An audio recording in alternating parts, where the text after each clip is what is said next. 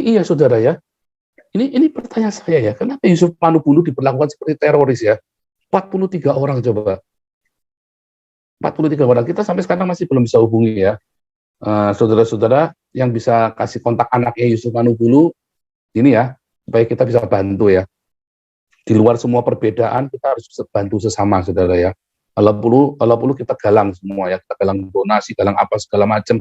Oh, kita jangan khawatir, kita kalau galang donasi selalu open, saudara ya. Nggak pernah diem-dieman, nggak pernah sembunyi-sembunyi ya. Kalau dia sudah punya lawyer, pakai lawyernya dia, kita tetap galang donasi, saudara ya. Kalau dia belum punya lawyer, pakai lawyernya kita ya. Kita akan galang donasi terus ya.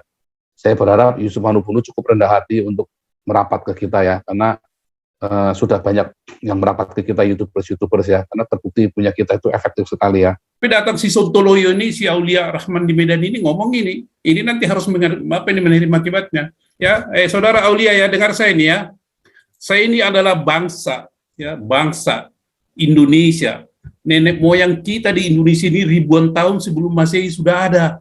Nggak tahu Anda datang dari mana. Ucapan Anda itu ucapan yang sangat menyakitkan hati orang. Ya, Anda adalah salah satu contoh bangsa biadab, bangsa barbar Anda itu. Cara berpikir Anda itu kurang ajar. Dan Anda memangku atau menjawab sebagai seorang ASN yang digaji rakyat, yang digaji, yang istilah Anda itu pribumi, tapi mulut Anda itu kurang ajar. Ya, saya beritahu Anda, saya akan melakukan nanti perkara dengan Anda. Saya akan kejar Anda melalui Partai Gerindra dan nanti ke Medan. Ingat ini. Silakan Yosua Ten.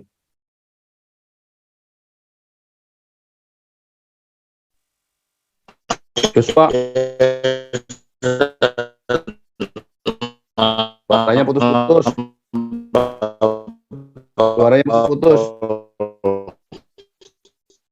Suaranya putus-putus. Kamu mesti harus pindah ya, harus pindah. Harus pindah ruangan itu.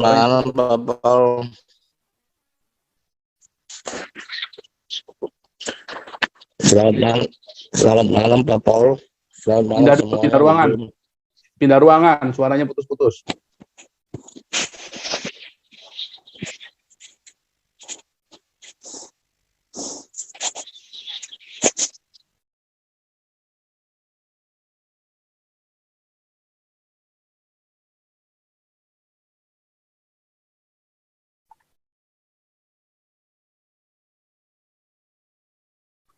Ya, Pak Santiamer.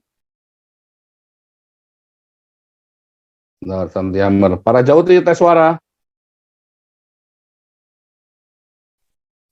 Asli Pak Tur. Oh ya, oke.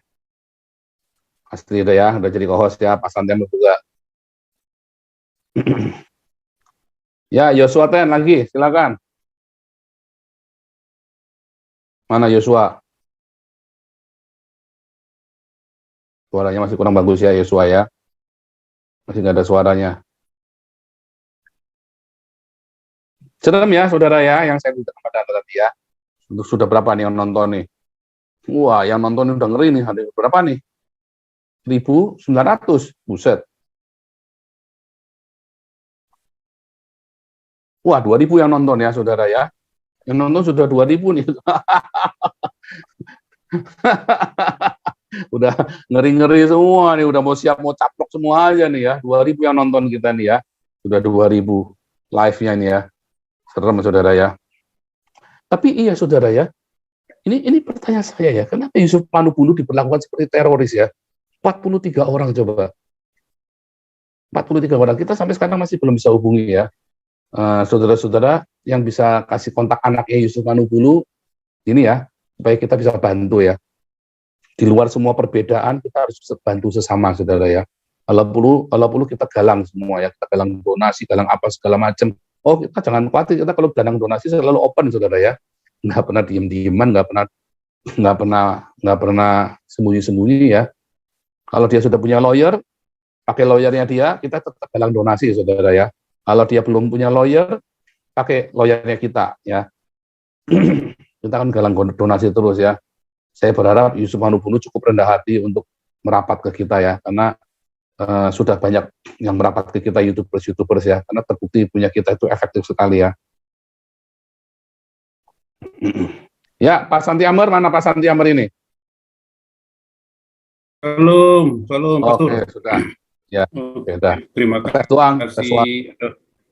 Suara bagus, oke? Bagus. Pak, itu yang wali kota Medan, si siapa itu? Wakil wali kota Medan itu di Aulia Pak, harus dilaporin tuh Pak. Ya Pak, segera Pak. Ya, segera. Jadi langsung bikin pelaporan. Wah, itu mesti kita punya satu, memang itu ya, Pak Adi itu diminta tolong kantor aja, Pak, langsung tulis surat, langsung bersurat gitu, Pak. Ya, yang di PW Medan nanti Pak, saya kontak itu malam ini untuk segera bertindak gitu. Langsung bikin laporan polisi, Pak. Ya, segera.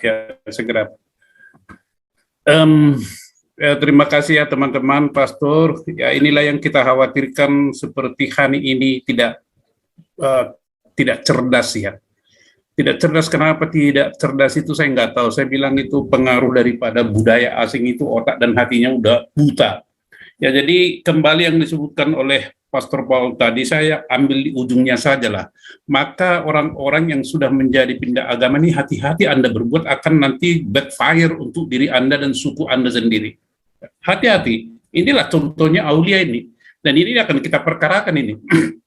Saya cerita sedikit ya. Mari sadari siapa itu Indonesia.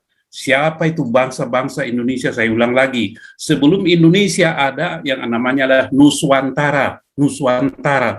Ya, Nuswantara, siapa penduduk atau bangsa asli daripada Nuswantara itu? Saya belum menggunakan istilah pribumi, ya. Siapa? Itu kalau menurut sejarahnya itu perpindahan suku-suku, sebenarnya mereka itu dari Tiongkok sana semua itu. Yang namanya Deutero-Melayu dan Proto-Melayu. Ya, dua gelombang itu datang ke Indonesia. Ya, mereka-mereka inilah yang berkebudayaan seperti Buddha dan Hindu, ya. Itu Deutero-Melayu dan Proto-Melayu. Deutero-Melayu adalah suku tertua, kemudian Melayu tua, kemudian Proto-Melayu adalah suku Melayu muda. Siapa itu Deutero-Melayu? Deutero-Melayu adalah suku Jawa, kemudian Batak, Toraja. Ya. Coba nanti kita pelajari peredaran suku-suku, datangnya suku-suku ke Indonesia atau bangsa-bangsa ke Indonesia. Kemudian menyusul Proto-Melayu. Ya, Proto-Melayu itu apa? Siapa? Suku Sunda dan yang lain-lain itu. Nah, di dalam perjalanan sejarah bangsa Indonesia ini, bangsa Nuswantara ini, dia mengalami perjumpaan dengan 3 peradaban. Pertama, peradaban India, yaitu yang menjelma seperti kerajaan Sriwijaya, ya. Coba kita lihat itu, peradabannya luar biasa itu. Adanya Candi Muara Takus. Kemudian Majapahit, berapa abad itu sukses itu ya. Kesuksesannya itu bukan hanya di pemerintahannya, juga penguasaan wilayah. Dan peninggalannya yang kita bisa nikmati sampai sekarang itu adalah seperti Candi Borobudur, bahkan ditetapkan oleh UNESCO atau PBB bahwa salah satu keajaiban dunia. Pada tahun 1400-1500 ya mulailah datang peradaban Islam. Nah, peradaban Islam sementara peradaban Islam ini sisir, mawin, menyesuaikan diri dengan penduduk setempat budayanya dan melakukan Islamisasi, Islamisasi. Nah, itu berkembang terus.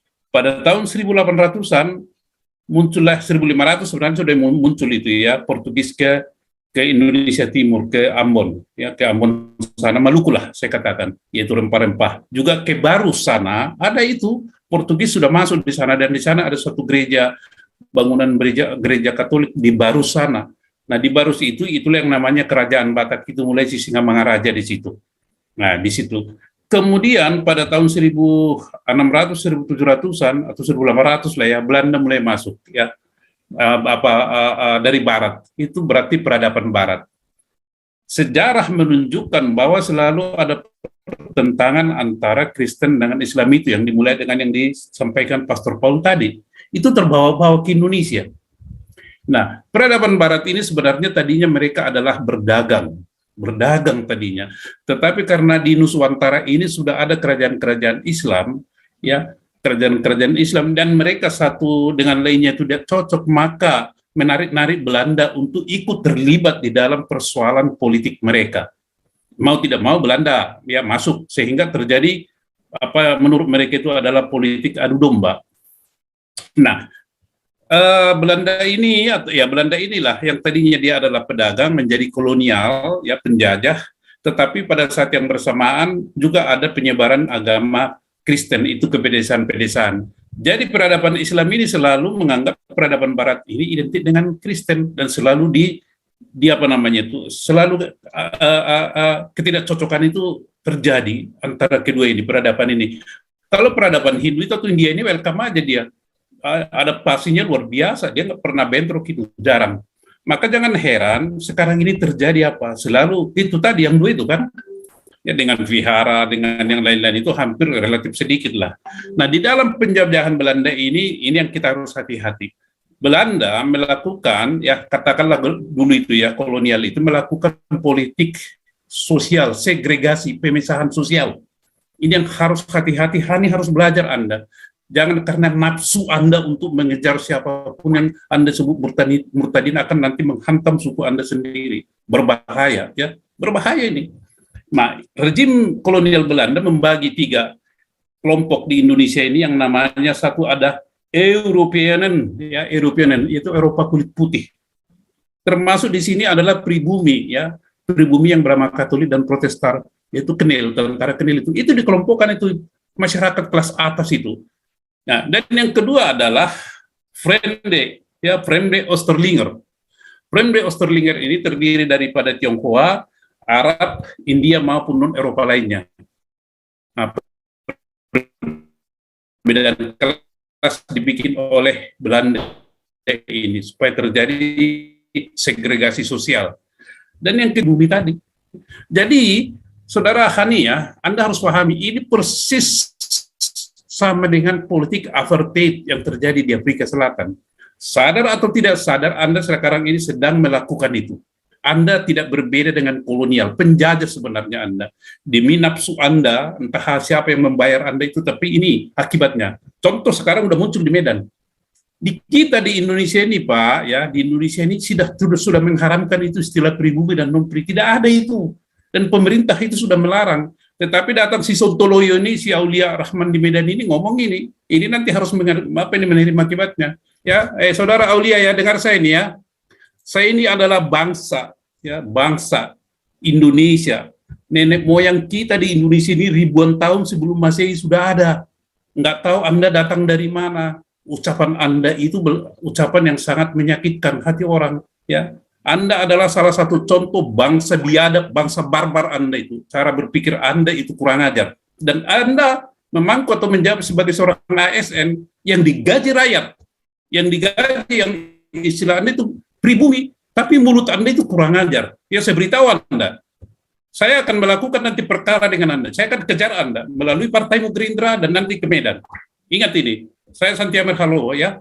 Salah satu suku bangsa di Indonesia, bangsa Batak. Ya, kami tidak mau disebut suku-suku. Kami adalah bangsa Batak. Entah apapun suku saya nggak peduli. Jadi kalau Anda ASN digaji oleh rakyatmu, berbicara dan bertindaklah untuk kepentingan negara, untuk kepentingan bangsa, untuk kepentingan seluruh rakyat yang ada di Medan. Jangan Anda kelompok-kelompokkan begitu. Kalau Anda tidak mengerti sejarah, mari bersejarah sejarah. Kami Galarua, Pak. Ya, Galarua ini adalah suatu organisasi atau perkumpulan sosial budaya yang sangat teguh kepada membela negara, walaupun bukan tugas kami. Kami adalah sebagai supporting actor. Itu leading actornya sebenarnya adalah Anda sebagai ASN penyelenggara negara. Anda leading actor, tetapi Anda sudah memposisikan diri keluar dari leading actor. Maka sebenarnya Anda tidak layak jadi ASN. Anda harus keluar dari Indonesia, merusak. Ya. Nah, kami ini tegas Pak, lurus kami ya, lurus kami kepada ideologi Pancasila dan Undang-Undang Dasar 1945, sama dengan ikatan pembela kemerdekaan Indonesia (IPKI). Nanti ada cabang IPKI di Medan akan saya kontak itu, ya IPKI yang didirikan oleh Jenderal A.H. Nasution pada tahun 1954. Ya, kami itu segaris itu. Kami tidak kompromi soal ideologi Pancasila dan Undang-Undang Dasar 45. Siapapun yang mencoba mengganggu ini, kami tidak akan tinggal diam.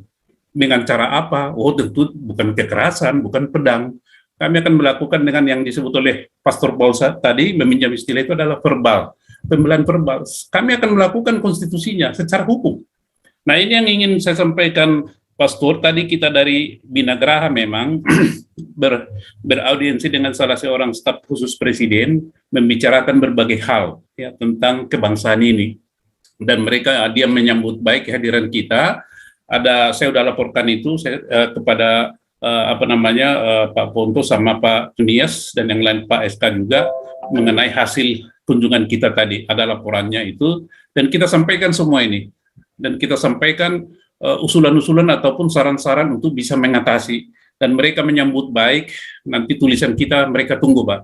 Jadi teman-teman yang ada di Galarua, ya misalnya Pak, apakah para opoleget itu maju terus, tidak usah takut, ini ancaman-ancaman ini ya. Terutama ini Polda Jawa Barat ini juga saya heran ini. Kapolda Jawa Barat sekarang ini kan sebenarnya dari Lampung itu, yang menangani Wawan Kurniawan. Ya, itu menjadi paradoks gitu. Paradoks dari Lampung dipindahkan ke Jawa Barat, tetapi kenapa jadi begini? Ya, ada apa gitu?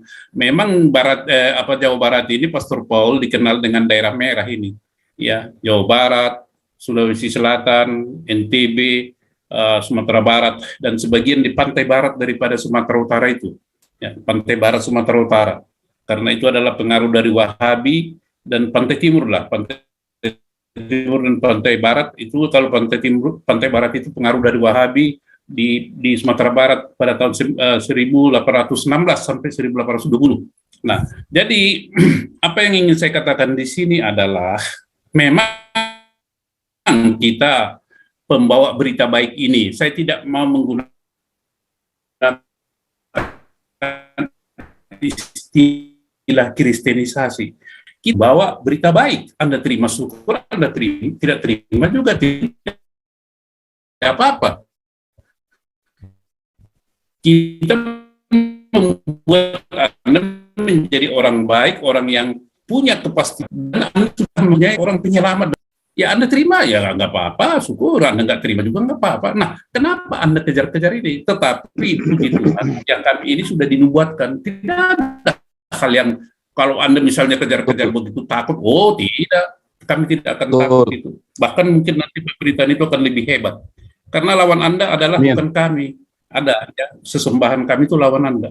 Ya, Kristian ya, Kristanto ingat, semakin Anda menggila-gila melakukan ini, semakin Anda membuat backfire kepada suku Anda. Ya, suku Anda lihat itu yang di Medan itu. Nah, nanti istilah pribumi ini kalau udah marah, Pak, hati-hati. Kami akan bergabung ini semuanya nanti, suku-suku bangsa-bangsa di Nusantara ini. Dan yang sejalan dengan kami tidak membedakan apa pribumi, ada nggak ada, kami istilah haramkan itu. Ya, ini aja saya sampaikan, Pastor Paul, dan yang saudara nih Aulia, ya, saya akan nanti tidak lama, saya akan menemui Ketua Gerindra, tolong ini dipecat ini, gitu. Nggak apa-apa, hak kita kok itu. Ya, saya akan menemui nanti Pak Prabowo, entah gimana caranya. Lu itu Pak.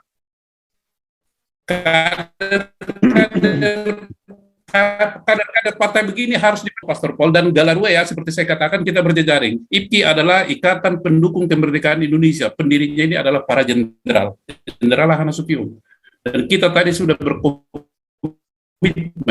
ya, satu hati untuk tetap Pancasila, Undang-Undang 45, no way. Siapapun Anda kita nggak peduli. Jadi posisi kita di tengah, tidak ke sini, tidak ke sini. Tidak ke kanan, tidak ke kiri. Tegak Pancasila dan pembukaan Undang-Undang 45. No way, siapapun Anda itu akan kami tegak lawan berdasarkan yang ini. Terima kasih Pastor Paul dan teman-teman yang lain. Kita tetap bersemangat. Selamat malam.